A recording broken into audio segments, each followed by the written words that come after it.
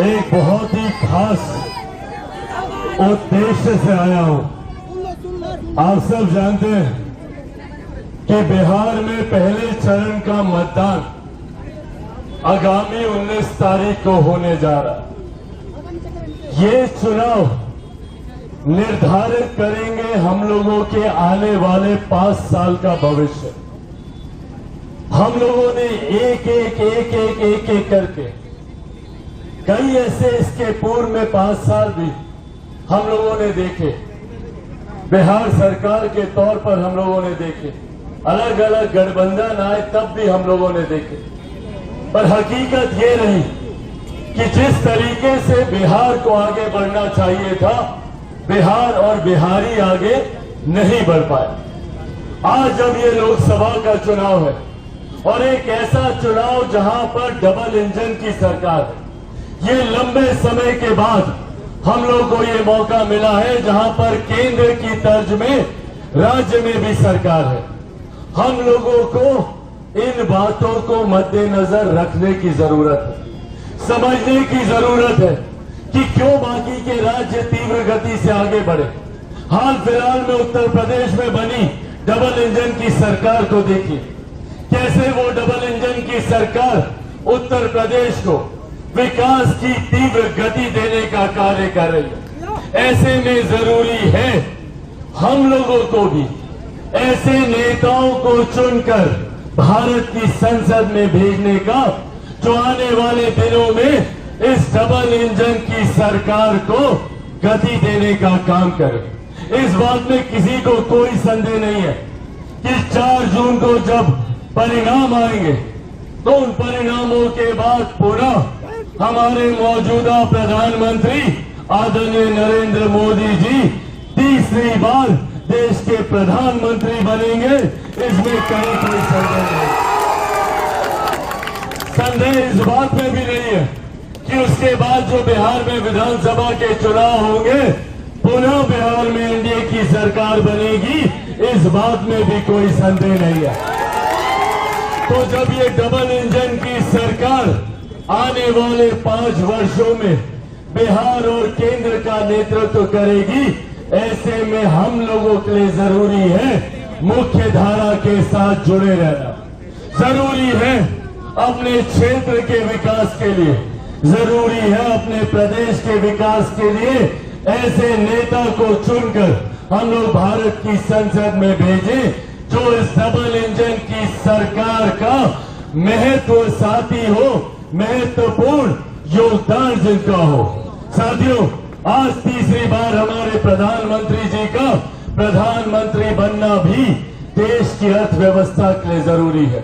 आज हमारे देश की अर्थव्यवस्था 5वें नंबर पर है।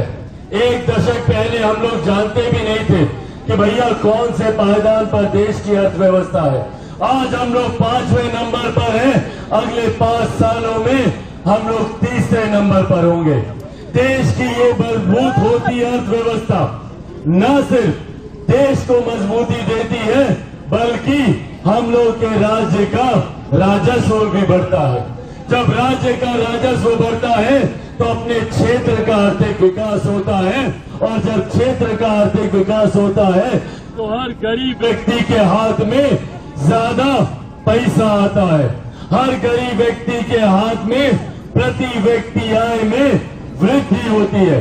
इससे हम सब गरीबी रेखा से बाहर निकलने का काम करते हैं। ये सोच हमारे प्रधानमंत्री जी की, ये सोच हमारे गठबंधन के हर एक साथी की है कि किस तरीके से बिहार को एक विकसित राज्य बनाया जा सके, अधिकांश लोगों को गरीबी रेखा से बाहर निकाला जा सके। चिराग पासवान खुद गठबंधन के तमाम साथियों के साथ बिहार फर्स्ट और बिहारी फर्स्ट की बात करता है। बिहार फर्स्ट, बिहारी फर्स्ट, बिहार को विकसित राज्य बनाने का रास्ता है। बिहार फर्स्ट, बिहारी फर्स्ट हर बिहारी को बिहारी होने पर घर देने की बात करता है, अभिमान करने की बात करता है। आने वाले दिनों में कोई भी बिहारी युवा दूसरे राज्य ना जाए शिक्षा के लिए, रोजगार के लिए, इसके प्रबंध करने की बात बिहार फर्स्ट और बिहारी फर्स्ट करता है।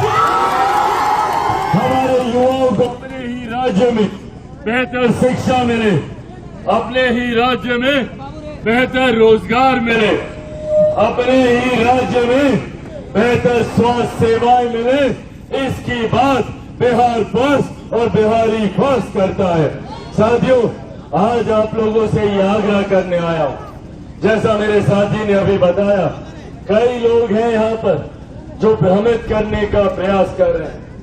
कई ऐसे लोग जिन्होंने सिर्फ जात पात धर्म मजहब की राजनीति करने का कार्य किया, जिन्होंने हम लोगों को जाति में बांटकर बिहार के युवाओं का भविष्य बर्बाद किया, महिलाओं के सम्मान को ठेस पहुंचाने का काम किया, बुजुर्गों के हक अधिकारों को छीनने का काम किया।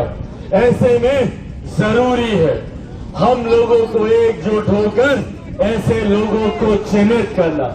कई लोग हैं जो यहाँ पर भ्रम फैलाकर हम लोगों को एक दूसरे से अलग करने का प्रयास कर रहे हैं। मैं उनकी पृष्ठभूमि के बारे में नहीं जाना चाहता।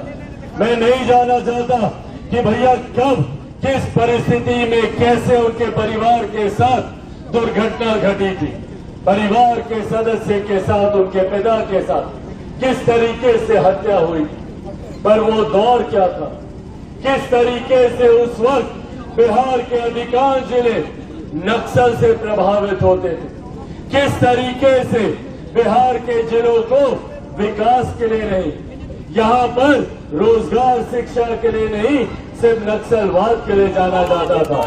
और आज बिहार को जाना जाता है, गया को जाना जाता है, तो यहाँ पर हमारे केंद्रीय गृह मंत्री आते हैं, यहाँ पर अमित शाह जी आते हैं, यहाँ पर हमारे प्रधानमंत्री आदरणीय नरेंद्र मोदी जी अपना आशीर्वाद देने का काम करते हैं।